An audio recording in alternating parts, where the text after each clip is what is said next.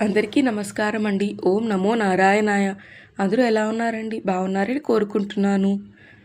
మీకు తెలుసు కదా, వైకుంఠ వెంకటేశ్వర స్వామి ఆలయంలో బ్రహ్మోత్సవాలు జరిగాయని. ఇది బ్రహ్మోత్సవాలు డే 2 అండి. అనగా శుక్రవారం జరిగాయండి.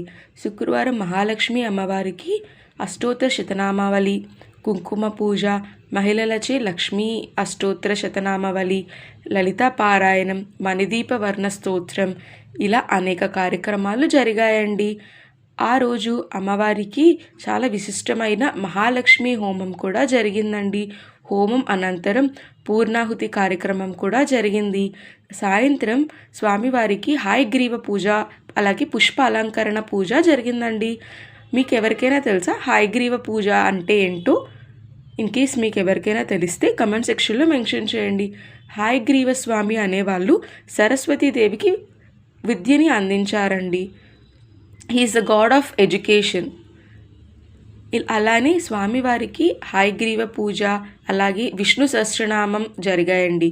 విష్ణు సహస్రనామ అనంతరం హాయగ్రీవ హోమం కూడా చాలా ఘనంగా జరిగిందండి. హోమం అనంతరం పూర్ణాహుతి కార్యక్రమం కూడా చక్కగా జరిగింది.